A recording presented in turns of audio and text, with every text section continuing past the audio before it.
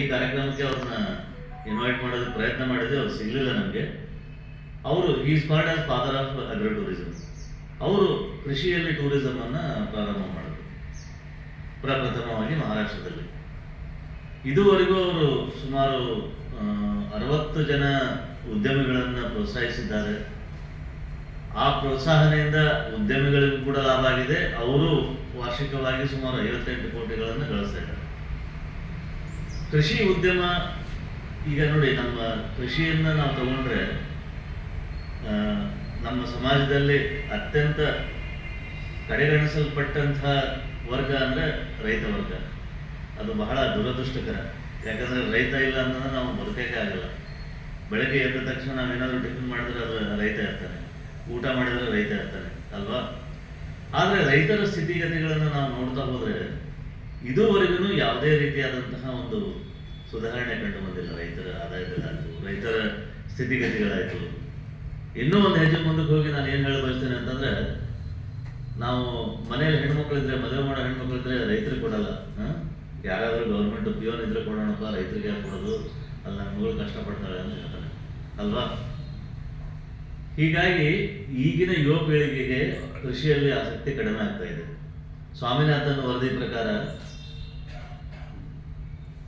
ಪ್ರತಿ ವರ್ಷ ಸುಮಾರು 20 ಲಕ್ಷ ಜನ ರೈತರು ಅಂದರೆ ಯುವಕರು ಕೃಷಿಯಿಂದ ಹೊರಗಡೆ ಹೋಗ್ತಾ ಇದ್ದಾರೆ. ಯಾರು ಮಾಡಬೇಕು ಕೃಷಿನ? ಯಾರು ಮಾಡದೆ ಹೋದ್ರೆ ನಮ್ಗೆ ಅನ್ನ ಸಿಗಲ್ಲ. ಅನ್ನ ಸಿಗಲ್ಲ ಅಂತ ಹಾಹಾಕಾರ ಹೇಳ್ತದೆ ಅಲ್ವಾ? ಸೊ ಅದಕ್ಕೆ ಸರ್ಕಾರಗಳು ಕೃಷಿ ಬೆಳವಣಿಗೆಗೆ ಸಾಕಷ್ಟು ಯೋಜನೆಗಳನ್ನು ಹಮ್ಮಿಕೊಳ್ತು. ನಾನು ಸ್ವಲ್ಪ ಹಿಂದಕ್ಕೆ ಹೋಗಿ ನೋಡಿದ್ರೆ ನಾವೆಲ್ಲ ಹಸಿರು ಕ್ರಾಂತಿ ಅಂತ ಕೇಳಿದ್ದೀವಿ ಅಲ್ವಾ? ಹಸಿರು ಕ್ರಾಂತಿ ಯಾಕಾಯಿತು? ಹಸಿರು ಕ್ರಾಂತಿ ಯಾಕಾಯಿತು ಅಂತಂದರೆ, ನಮ್ಮಲ್ಲಿರ್ತಕ್ಕಂಥ ಜನಸಂಖ್ಯೆಗೆ ಆಹಾರ ಪೂರೈಕೆ ಸಾಧ್ಯವಾಗದೇ ಇರೋದ್ರಿಂದ ಹಸಿರು ಕ್ರಾಂತಿ ಶುರುವಾಯಿತು. ಹಸಿರು ಕ್ರಾಂತಿ ಶುರುವಾದ ನಂತರ ಏನಾಯಿತು? ಉತ್ತಮ ಬೆಳೆ, ಉತ್ತಮ ಫಲವತ್ತಾದಂಥ ಜಮೀನು ಅದನ್ನೆಲ್ಲ ಉಪಯೋಗಿಸ್ಕೊಂಡು ನಾವು ಸರಿಸುಮಾರು 1990ರಲ್ಲಿ ನಾವು ಸೆಲ್ಫ್ ಸಫಿಷಿಯಂಟ್ ಅಂತ ಹೇಳಿದ್ವಿ. ನಮ್ಮ ಉತ್ಪಾದನೆ ನಾವೇ ಮಾಡೋಕ್ಕೆ ಶುರು ಮಾಡಿದ್ವಿ. ಇಲ್ಲಾಂತಂದರೆ ನಾವೆಲ್ಲ ಚಿಕ್ಕವರಿದ್ದಾಗ ನೋಡಿದ್ವಿ, PL 480 ಅಂತ ಒಂದು ಆ್ಯಕ್ಟ್ ಇತ್ತು. ನಾನು ಪ್ರೈಮರಿ ಸ್ಕೂಲ್ ಇದ್ದಾಗ ಬೆಳಗ್ಗೆ ನಮ್ಮಮ್ಮ 5 ಗಂಟೆಗೆ ಎಬ್ಸೋರು. ಯಾಕಮ್ಮ ಎಬ್ಬಿಸ್ತಿದ್ದೀಯ ಅಂತಂದರೆ, ರೇಷನ್ ಅಂಗಡಿಗೆ ಹೋಗಿ ಕ್ಯೂ ಹಚ್ಬೇಕು ಮಗ, ಇಲ್ಲಾಂದರೆ ಗೋಧಿ ಅಕ್ಕಿ ಸಿಗಲ್ಲ ಅಂತ.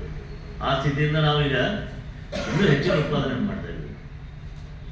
ಈ ಮಧ್ಯೆ doubling of farmers income committee ಅಂತ ಮಾಡಿದ್ರು. ಅಂದರೆ ರೈತರ ಆದಾಯವನ್ನು ದ್ವಿಗುಣಗೊಳಿಸಬೇಕು. ಆಮೇಲೆ 2002ರಲ್ಲಿ ಕಂಪ್ನೀಸ್ ಆ್ಯಕ್ಟ್ ಅಂತ ತಗೊಂಡ್ಬಂದ್ರು. ರೈತರನ್ನು ನಾವು ಯಾಕೆ ವರ್ತಕರಾಗಿ ಪರಿವರ್ತನೆ ಮಾಡಬಾರದು ಅನ್ನೋಂಥ ಒಂದು ಉದ್ದೇಶದಿಂದ ಭಾರತ ಸರ್ಕಾರದವರು ರೈತರ ಗ್ರೂಪ್ಗಳನ್ನು ಕಂಪನಿಗಳಾಗಿ ರಿಜಿಸ್ಟರ್ ಮಾಡಿದೆ ಅಂತ ಒಂದು ಸ್ಕೀಮ್ ತಗೊಂಡ್ಬಂತು. ಸೊ ಹೀಗೆ ಹಲವಾರು ಯೋಜನೆಗಳನ್ನು ಸರ್ಕಾರ ಹಮ್ಮಿಕೊಳ್ತಾ ಬಂತು. ದುರದೃಷ್ಟಕರ ಸಂಗತಿ ಅಂತಂದರೆ, ನಮ್ಮ ರೈತರು ಆಸಕ್ತಿ ತೋರಿಸಲಿಲ್ವೋ ಅಥವಾ ರೈತರವರೆಗೆ ಆ ಯೋಜನೆಗಳು ತಲುಪಲಿಲ್ಲವೋ, ಇದು ಒಂದು ಯಕ್ಷ ಪ್ರಶ್ನೆ. ರೈತರ ಆದಾಯ ಇವತ್ತಿಗೆ ನಾವು ಎಕನಾಮಿಕ್ಸ್ 24-25ರಿಂದ ನೀವು ನೋಡಿದ್ರೆ ತಿಂಗಳಿಗೆ 13,000 ರೂಪಾಯಿ ಮಾತ್ರ ಇದೆ.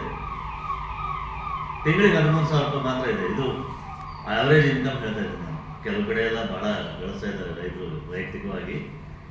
ರಾಷ್ಟ್ರ ಮಟ್ಟದಲ್ಲಿ ನೀವು ನೋಡಿದ್ರೆ ಫಿಗರ್ 13,000 ರೂಪಾಯಿ. ನಮ್ಮ ಇನ್ಸ್ಟಿಟ್ಯೂಟ್ನಲ್ಲಿ ಸೆಕ್ಯೂರಿಟಿ ಗಾರ್ಡ್ಗೆ 19,000 ರೂಪಾಯಿ ನಾವು ಕೊಡ್ತೀವಿ. ಅಂದರೆ ರೈತರ ಸ್ಥಿತಿ ನಮ್ಮ ಸೆಕ್ಯೂರಿಟಿ ಗಾರ್ಡ್ಗಿಂತ ಕಡಿಮೆ ಆಯ್ತಾ? ಇಲ್ವಲ್ಲ. ಸೊ ಹೀಗಾಗಿ ರೈತರ ಆದಾಯವನ್ನು ಹೆಚ್ಚಿಸೋದಕ್ಕೆ ಏನೇನು ನಾವು ಪ್ರಯತ್ನ ಮಾಡಬೇಕು ಅನ್ನೋ ನಿಟ್ಟಿನಲ್ಲಿ ಇದು ಕೃಷಿ ಪ್ರವಾಸೋದ್ಯಮ ಕೂಡ ಒಂದು ಅಂಗವಾಗಿದೆ.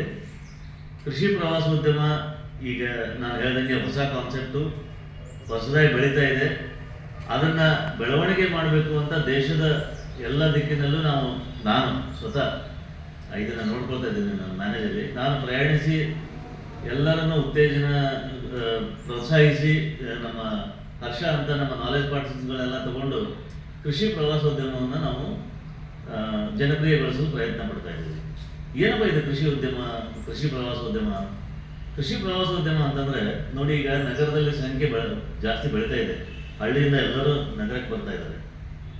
ವೈಟ್ ಕಾಲರ್ ಜಾಬ್ಸ್ ಎಲ್ಲ ಸೇರ್ಕೊಳ್ತಾ ಇದ್ದಾರೆ. IT, government job, corporate sector, service sector ಎಲ್ಲ ಕಡೆ ಸೇರ್ತಾ ಇದ್ದಾರೆ. ಅವ್ರಿಗೆ ಕೆಲಸದ ಒತ್ತಡ ಎಷ್ಟು ಇರುತ್ತೆ ಅಂತಂದರೆ, ಅವ್ರಿಗೆ ಬೇರೆದಕ್ಕೆ ಯಾವುದೂ ಸಮಯನೇ ಇರಲ್ಲ. ಬರೀ ಆಫೀಸಿಗೆ ಹೋಗೋದು, ಮನೆಗೆ ಬರೋದು ಇಷ್ಟೇ ಇರುತ್ತೆ. ಈ ಒಂದು ಕೃಷಿ ಪ್ರವಾಸೋದ್ಯಮ ಅವರಿಗೆ ಮನೋರಂಜನೆಯ ಒಂದು ವಿಧವಾಗಿದೆ. ಅಂದರೆ they will find A entertainment in this agri tourism. ಅದನ್ನ ಕಂಡುಕೊಂಡು ಈ ಕೃಷಿ ಪ್ರವಾಸೋದ್ಯಮವನ್ನು ಮೊದಲನೇ ಸಾರಿ ನಮ್ಮ ಮ್ಯಾನೇಜ್ ಸಂಸ್ಥೆಯವರು ಪ್ರಾರಂಭ ಮಾಡಿದರು. ಅನಂತರ ಪಾಂಡುರಂಗ ತಾವರೆಯವರು ಅದನ್ನು ಜನಪ್ರಿಯಗೊಳಿಸಿದರು.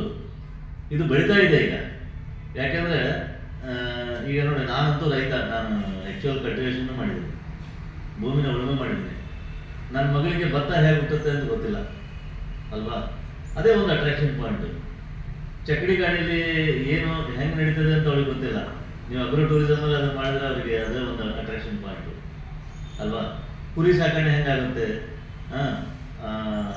ಡೈರಿ ಹೆಂಗಿರುತ್ತೆ, ಅಥವಾ ಫಲಗಳು ಹೇಗೆ ಬಿಡ್ತವೆ, ತೆಂಗಿನಕಾಯಿ ಮೇಲೆ ಬಿಡುತ್ತೋ ಕೆಳಗೆ ಬಿಡುತ್ತೋ,